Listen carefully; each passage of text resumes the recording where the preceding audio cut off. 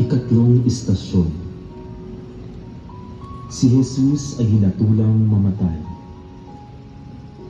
Sinasamba at pinupuri ka namin, O Kristo. Sapagkat sa pamamagitan ng krus ay sinagip mo ang mundo. Pagbasa sa Ebanghelyo ayon kay San Mateo. Tuwing pista ng Paskwa, kinaugalian na ng gobernador ang magpalaya ng isang bilanggo, sino mang mahiling ng taong bayan. Noon ay may isang bilanggo na nagngangalang Barabas.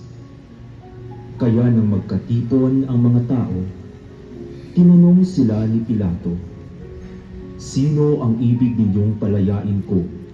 Si Barabas o si Jesus na tinatawag na Kristo?" Alam ni Pilato na inggit ang nag-udyok sa kanila na dalhin sa kanya si Jesus.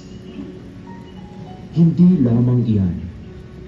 Samantalang siya'y nakaluklok sa hukuman, nagpasabi ang kanyang asawa, "Huwag kang makialam sa taong iyan na walang kasalanan, sapagkat kagabi pinahirapan ako ng aking panaginip tungkol sa kanya."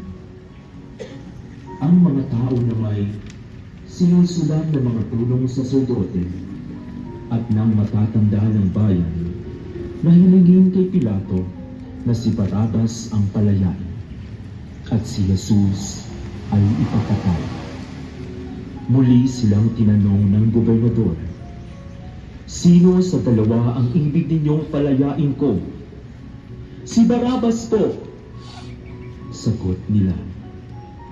Sinabi sa kanila ni Pilato, "Kung gayon, ano ang gagawin ko kay Jesus na tinatawag na Kristo?" Sumagot ang lahat, "Ipako sa krus." "Bakit? Anong masama ang ginawa niya?" tanong ni Pilato. Ngunit lalo pa nilang isinigaw, "Ipako sa krus!"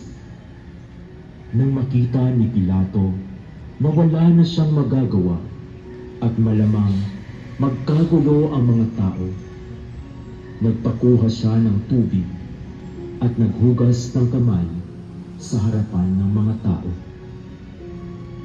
"Wala akong pananagutan sa kamatayan ng taong ito. Bahala kayo," sabi ni Pilato. Sumagot ang mga tao, "Bumagsak sa amin at sa aming mga anak ang kanyang dugo." At pinalaya niya si Barabas.